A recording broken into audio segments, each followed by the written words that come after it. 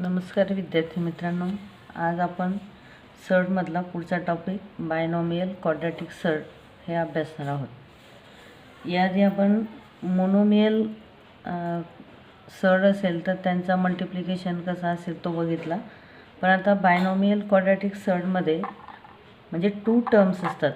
For example √5 plus √3 3/4 -5. These are the binomial quadratic surds. Now first example, √5 plus √3 multiply √5 minus √3. आता याचा अर्थ अशी ही जी identity ह्या आपण आधी शिकलोय,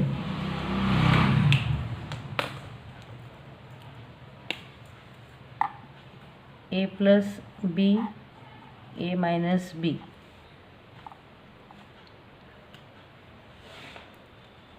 factor is a square minus b square.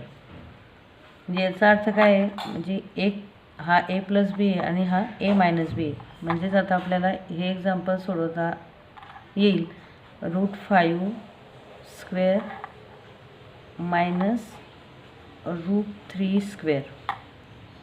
√5 into √5 चा स्क्वेअर आपण काय करतो 5, याचं -3 इज इक्वल टू 2। ह्या पद्धतीने आपल्याला बायनॉमियल क्वाड्रॅटिक सर्ड सोडवता येते। पण आता हे जे 2 बायनॉमियल सर्ड आहेत, the product of these 2 binomial surds is a rational number and hence these are the conjugate pair of each other. Conjugate pair म्हणजे काय, ह्या प्लसची कॉन्जुगेट पेअर काय असते, मायनस असते। अशा आपल्याला भरपूर कॉन्जुगेट पेअर लिहिता येतील। सिमिलरली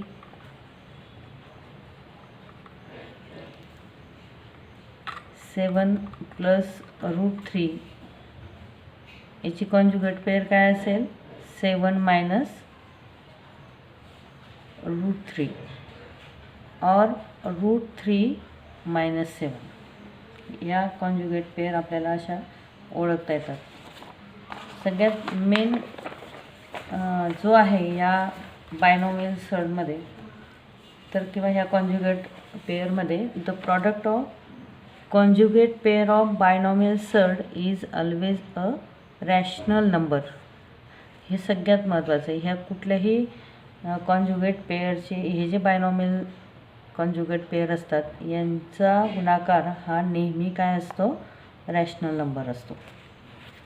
मग आता याच्यासाठी आपल्याला प्रॅक्टिस सेट 2.4 घ्यायचा आहे।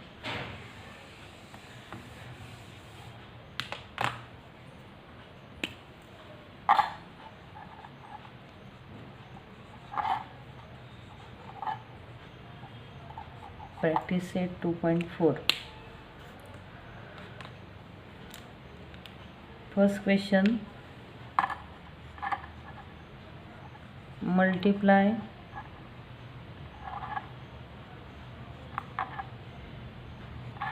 √3 इन ब्रैकेट √7 माइनस √3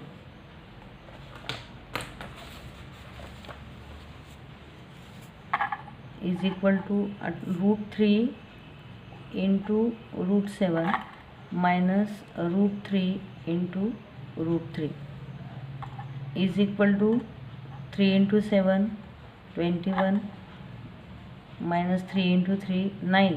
√9 म्हणजेच काय 3।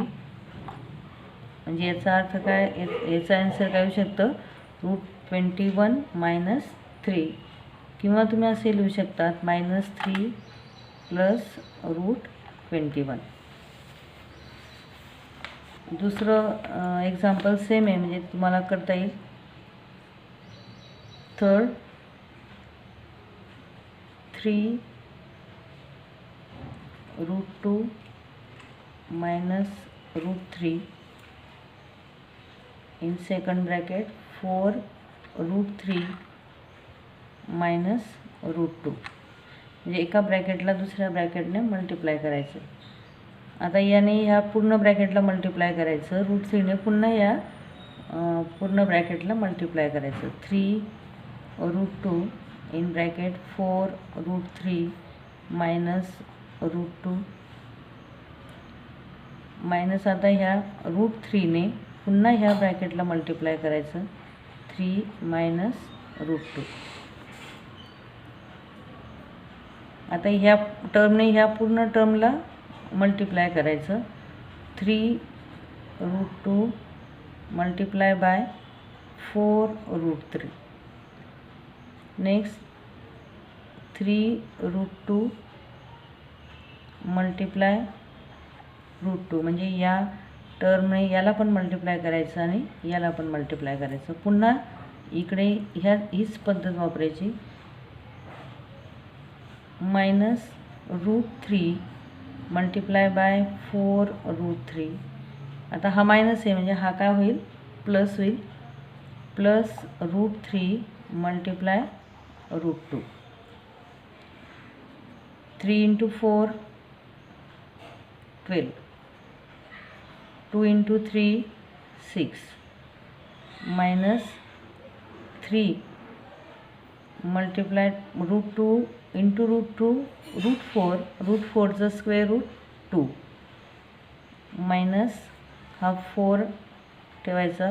परत इकडे तसंच 3 इंटू 3 9 आणि रूट 9चं square root 3 plus 3 into 2 root 6.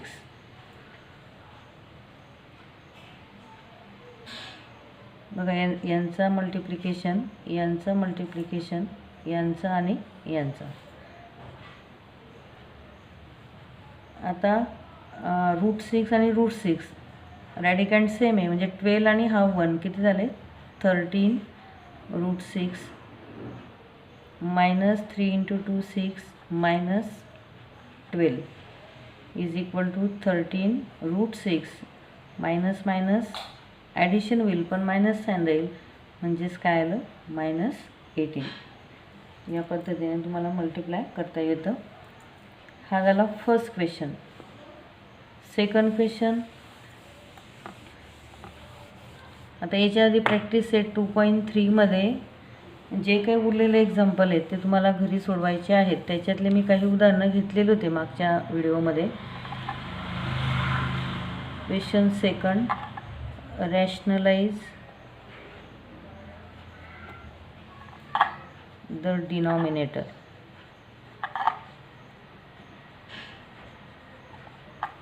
डिनॉमिनेटरचं rationalising कसं करायचं, आपण मोनोमियलची पद्धत बघितली होती. आता याच्यामध्ये आपल्याला बायनॉमियल दिलं असेल तर त्याचं रॅशनलायझिंग कसं करायचं, म्हणजे याची कॉन्जुगेट पेअरने याला मल्टिप्लाय करायचं. बघा 1/√7 प्लस रूट 2, याचाच अर्थ 1/√7 प्लस रूट 2. याची कॉन्जुगेट पेअर काय असेल, multiply √7 minus root 2 upon √7 minus root 2. म्हणजे आपल्याला डिनॉमिनेटरचं कॉन्जुगेट करायचं आहे, म्हणजेच हा जो नंबर असेल डिनॉमिनेटर हा कोणता आला पाहिजे, रॅशनल नंबर आला पाहिजे. 1 इंटू 7 यांचं मल्टिप्लिकेशन काय येईल, 7√7 मायनस रूट 2 अपॉन परत इकडे a plus B a minus B means √7 bracket square minus root 2 bracket square is equal to √7 minus root 2. √7चा स्क्वेअर 7 आणि रूट 2चा square 2 means √7 minus root 2 upon 5. म्हणजे आपल्याला जो डिनॉमिनेटर मिळतो तो काय मिळतो, रॅशनल नंबर मिळतो.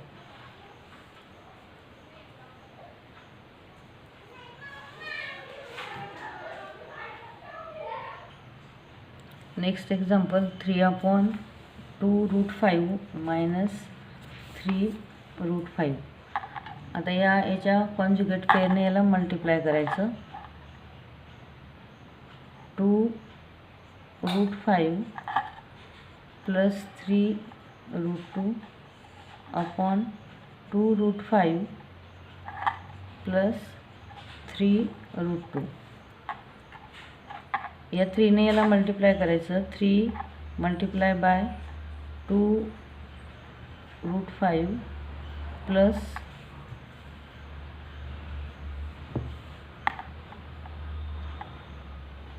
3√2 upon 2√5 multiply 2√5 means 2√5 square minus 3√2 square. तर इथे पुन्हा आपल्याला एक आयडेंटिटी वापरता येऊ शकते. म्हणजेच कधी a minus B a plus B is equal to a square minus B square is equal to 2√5 plus 3√2 upon 2√5चा स्क्वेअर म्हणजे 2चा स्क्वेअर झाला 4 मल्टिप्लाय 5√5चा स्क्वेअर म्हणजेच काय झाला 5. त्याच पद्धतीने इथे 3चा square 9 multiply 2. 2√5 minus 3√2 upon 4 into 5 20 minus 9 into 2 18 is equal to 2√5 minus 3√2 upon 2. This is rational number. उदाहरणं सोपी आहेत, फक्त आपल्याला ती सोडवता आली पाहिजे. आता तिसरं एक्झाम्पल सेम आहे. आता आपण चौथं घेऊ डायरेक्ट.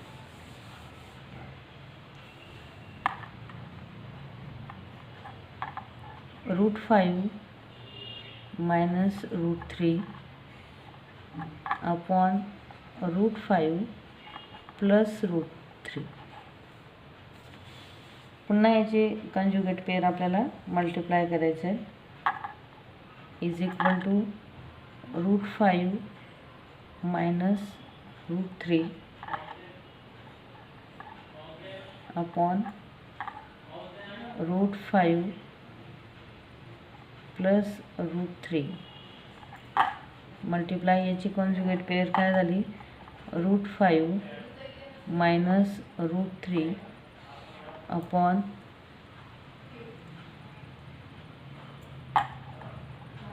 √5 मायनस √3. हे दोघं टर्म सेम आहेत,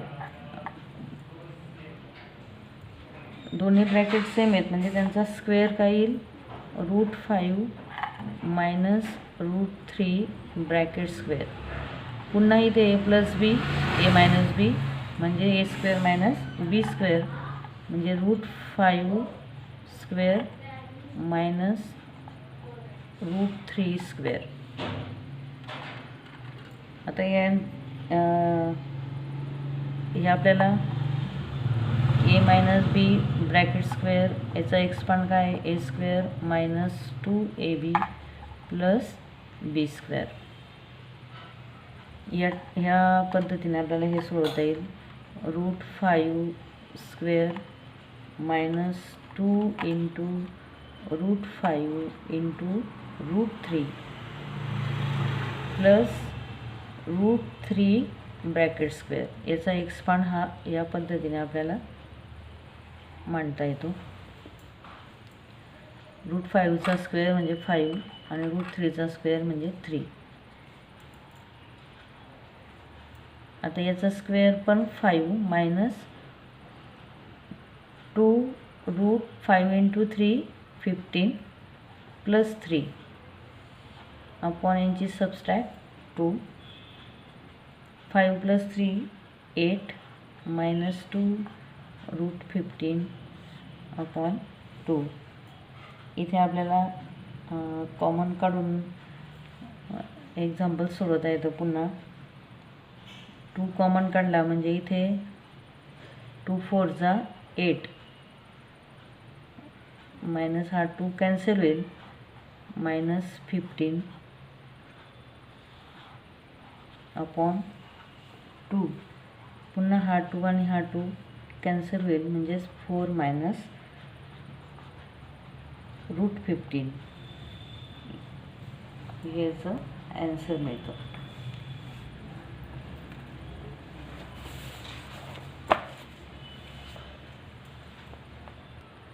next and last topic, absolute value. हे ॲब्सोल्यूट व्हॅल्यू काय असते? If x is a real number and then absolute value of x is its distance from 0 on the number line and which is written as x. म्हणजे हे कसं वाचायचं असतं? Modulus of x, म्हणजे ह्या सिम्बॉलला काय म्हणायचं? मॉड्युलस. म्हणजे ॲब्सोल्यूट व्हॅल्यू ऑफ एक्स और मॉड्युलस ऑफ एक्स या पद्धतीने आपल्याला वाचता येतं. But if x is greater than 0 then x is equal to modulus x is equal to x.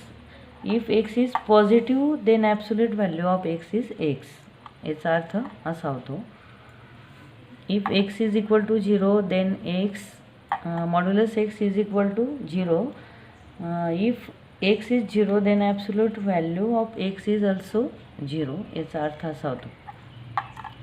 x is less than 0 then x modulus x is equal to minus x. If x is negative and then its absolute value is opposite. Practice set 2.5. First find the value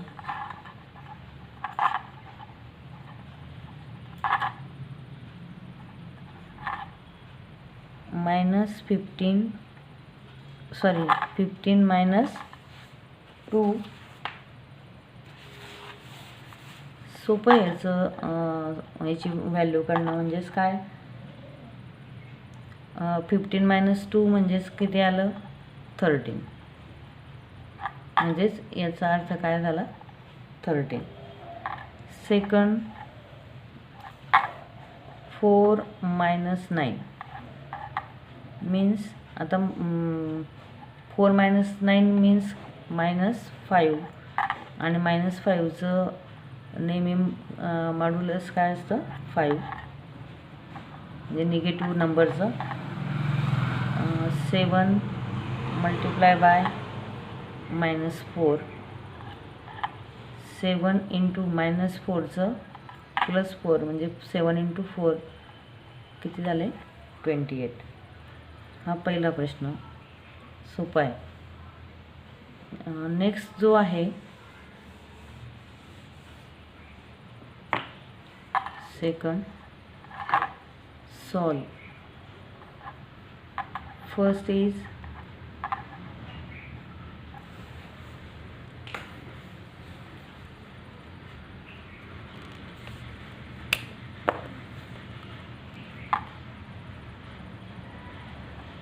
3x minus 5 is equal to 1.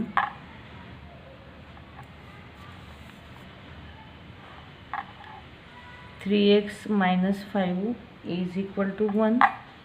एकदा plus और एकदा minus करायचं. 3x minus 5 is equal to -1. therefore 3x is equal to 1 plus 5. हा इकडे येताना plus होईल. और 3x is equal to -1 plus 5. therefore 3x is equal to 6 और 3x is equal to 4. x is equal to 6 हा multiply होईल, इकडे येताना डिवाइड होईल. और x is equal to 4/3. but x is equal to 3 1 जा 3 3 2 जा 6. x is equal to 2 और x is equal to 4/3 या पद्धतीने सोडवता येतं. समजा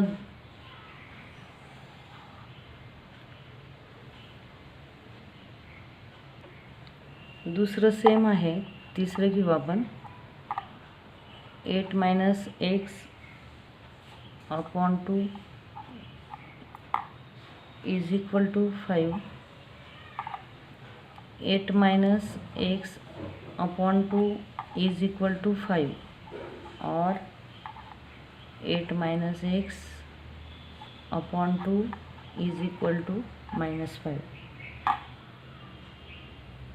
आता हा 2 इकडे मल्टिप्लाय करायचा म्हणजे 8 2 × 5 10 इज इक्वल टू x और 8 2 × 5 -10 पण इकडे येताना तो +10 होईल इज इक्वल टू x. यांची सबस्ट्रॅक्ट काय येईल, therefore x is equal to -2 और x इज इक्वल टू 18. या पद्धतीने तुम्हाला एक्झाम्पल सोडवता येतील. आता इथे या चॅप्टरमधले सगळे प्रॅक्टिस सेट आपले झालेले आहेत. आता याच्या पुढच्या तासाला आपण प्रॉब्लेम सेट 2 हा सॉल्व करायचा आहे. त्याच्यातले पण काही एक्झाम्पल जर तुम्हाला सोडवता येत असतील तर ते तुम्ही सोडवायला हरकत नाही. धन्यवाद.